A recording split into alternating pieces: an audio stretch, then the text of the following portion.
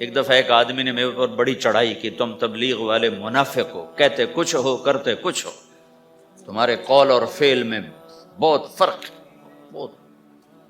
جب ان کا غصہ اتر گیا تو میں نے ان سے کہا بھائی 100 نمبر تو اللہ نے بھی نہیں مانگے، آپ کیوں مانگے؟ اللہ نے کہا ہے فمن ثقلت موازینہ، جس کی نیکیاں بڑھ جائیں گی گناہ تھوڑے ہوں گے تو پاس کر دوں گی۔ تو 100 نمبر تو اللہ نے بھی نہیں کہا کہ ایک گناہ تیرے کھاتے میں نہیں ہونا چاہیے، 100/100 نمبر لے گا تو جنت دوں گا، نہیں تو ریپٹ مار کے جہنم میں ڈالوں گا۔ تو 100 نمبر تو اللہ بھی نہیں مانگتا، اسے پتہ ہے میرا بندہ کمزور ہے، کبھی گناہ کرے گا کبھی نیکی کرے گا۔ تو وہ کہتا ہے جس کے پاس 51 نیکیاں ہوئیں اور 50 گناہ ہوئے تولوں گا تو 51 جھک جائیں گے نا، 50 معاف۔ یہ مثال دے رہا ہوں میں۔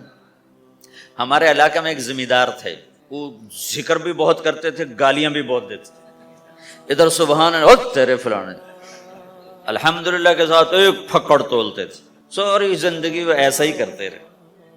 جب وہ فوت ہو گئے تو کسی نے ان کو دیکھا تو انہوں نے پوچھا کہ میاں صاحب آپ کے ساتھ کیا ہوا، آپ تو گالیاں بہت دیتے تھے۔ خود انہوں نے پوچھ رہا ہے آپ تو گالیاں بہت دیتے تھے تو آپ کے ساتھ کیا ہوا؟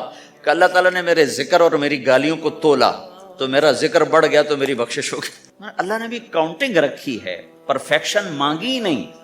اگر اللہ پرفیکشن مانگتا تو پھر آپ کہتے تم کرتے کچھ ہو کہتے کچھ ہو۔ اگر میں کہتا صحیح ہوں تو ایک نیکی تو کر رہا ہوں، اور کرتا نہیں ہوں تو ایک گناہ کر رہا ہوں۔ کیا پتا میرا رب میرے کہنے کے طفیل میرے نہ کرنے کو معاف کر دے۔ بس ایک صورت میں ہے کام خطرناک کہ اگر میں اس کہنے سننے کو اپنی دنیا بنانے کا ذریعہ بنا لوں پھر خطرناک ہے۔ أَتَأْمُرُونَ النَّاسَ بِالْبِرِّ وَتَنْسَوْنَ أَنفُسَكُمْ وَأَنْتُمْ تُتْلُونَ الْكِتَابَ، وہ یہ آیت ہے۔ لیکن اگر میرے اندر اخلاص ہے تو پھر میں انسان ہوں، کبھی اچھا کروں گا کبھی برا کروں گا، لیکن میرے ذمہ صدا لگانا ہے۔ تو بھائیو اس تبلیغ کے کام کو کرتے رہنا کرتے رہنا، اس سے ایمان بنتا ہے، ایمان سے دین وجود میں آتا ہے۔ دین کے 2 حصے ہیں، ایک عبادات ہے جس میں نماز سب سے اہم ہے، پھیری پہ ہو گھر پہ ہو نماز نہ چھوڑو۔ رمضان کے روزے ہیں، اللہ پھر رزق زیادہ دے دے، حج کرو زکوٰۃ دو، لیکن عبادات بڑی محدود ہیں اور اس میں کثرت اللہ نے مطالبہ بھی نہیں کیا، بلکہ اللہ تعالیٰ نے اس میں اعتدال ہی کو پسند فرمایا ہے۔ اللہ تعالیٰ نے ہمارے نبی لمبی لمبی نمازیں پڑھتے تھے تو اللہ تعالیٰ نے روک دیا کہ ما انزلنا علیک القرآن لتشقی، میرے نبی میں نے تمہیں قرآن اس لیے نہیں دیا کہ تو لمبی لمبی نمازیں پڑھ کے تھکتا رہے، درمیان نہ چل۔ اللہ کے نبی نے تبلیغ میں زیادہ زور دکھایا تو اللہ نے اس پر بھی کہا فلا تذهب نفسك عليهم حسرات، اتنا غم نہ کیا کر کے تو خود ہی ہلاک ہو جائے، نہیں ایسا نہ کر۔ تو عبادات محدود ہیں اور اس میں اعتدال مطلوب ہے۔ سارا دن مصلی پہ بیٹھنا یہ اللہ نہیں دیکھنا چاہتا، اللہ یہ دیکھنا چاہتا ہے کہ تو باہر جاتا کہ میں دیکھوں کہ اب تو کیا کرتا ہے۔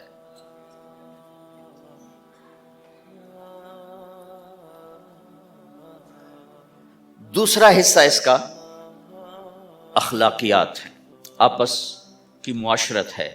دین جو اثر انداز ہوتا ہے وہ معاشرت سے اثر انداز ہوتا ہے، عبادت سے نہیں، عبادات سے نہیں۔ عبادت تو مسجد کے اندر ہے یا مصلی پر گھر کے اندر ہے، روزہ اندر کی چیز ہے، حج بیت اللہ میں ہے، زکوٰۃ مسلمان کو دی جاتی ہے۔ تو دنیا میں دین پھیلنے کے لیے اور اپنوں کو دین کے قریب کرنے کے لیے جو سب سے بڑا عمل ہے وہ بھائیو اچھے اخلاق ہے۔ یہ دوسرا حصہ میں آج بیان کرنا چاہتا ہوں۔ اللہ کے نبی نے فرمایا ایو اور الاسلام اوثق، مجھے بتاؤ اسلام کا سب سے مضبوط عمل کیا ہے؟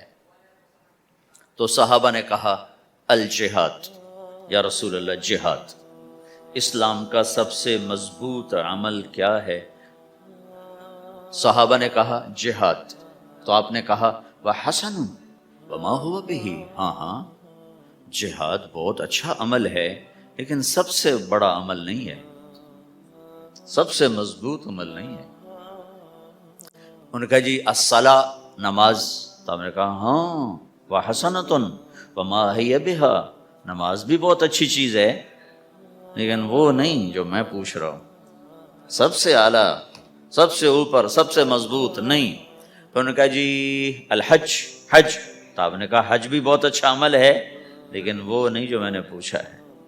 फिर सहाबा ने कहा जी रोज़ा, आपका रोज़ा भी बहुत अच्छा है लेकिन वो नहीं जो मैंने पूछा है। तो फिर सहाबा ने कहा या रसूल अल्लाह फिर आप ही बताएं, हमें तो नहीं पता। तो हमारे नबी इबादत से ऊपर ला रहे हैं, अपने साथियों को इबादत पे कायम कर दिया। हर आदमी नमाजी बन चुका है, हर आदमी रोज़ेदार बन चुका है, हर आदमी मालदार ज़कात देने वाला बन चुका है और हर आदमी हज का जज्बा पैदा कर चुका है। अब आप उनको अखलाक पे लाना चाहते हैं, क्योंकि इस्लाम की तकमील अखलाक से है। इस्लाम को तशबीह दी गई है घर के साथ, बुनियल इस्लाम वाला खमसिन। तो बुनिया का लफ्ज़ इमारत पर बोला जाता है। तो इस्लाम की बुनियाद में है कलमा, नमाज, रोज़ा, हज, ज़कात। अगर इस मस्जिद की बुनियादें भर दी जाएं तो इसको मस्जिद तो नहीं कहेंगे ना। हाँ जी, बुनियादें डाल दी हैं, छत डालनी है। जब छत पड़ेगी तो फिर ये मस्जिद कहलाएगी। तो इस्लाम की बुनियाद कायम हो चुकी थी, अब आप छत डालना चाहते थे। छत क्या है? वो अच्छे अखलाक हैं। तो अब आप उनको ऊपर ला रहे हैं, ऊपर ला रहे हैं। तो आपने जब पूछा तो उन्होंने वही कहा जो उन्होंने अभी सीखा था, नमाज, रोज़ा, जिहाद, हज। लेकिन आपने सबकी नफ़ी कर दी, नहीं ये भी नहीं, ये भी नहीं, ये भी नहीं, ये भी नहीं। अच्छा या रसूलल्लाह आप बताएं। तो आपने फरमाया इन्न औसक़ उरल इस्लाम अल हुब्बु लिल्लाहि वल बुग़्ज़ु लिल्लाह। इस्लाम का सबसे मजबूत अमल वो आपस में अल्लाह के लिए मोहब्बत करना है। इस्लाम का सबसे मजबूत अमल वो आपस में अल्लाह के लिए मोहब्बत करना है। इस्लाम का सबसे मजबूत अमल वो मोहब्बत है, अल्लाह के लिए बुग़्ज़ है, अल्लाह के लिए मोहब्बत है। ये इस्लाम का सबसे मजबूत अमल है। तो भाइयों, ये छोटा सा मुआशरा इस्लामी बन जाए, इसके लिए बुनियाद मैंने पहले बता दी, अब छत बता रहा हूँ, वो हैं अच्छे अखलाक।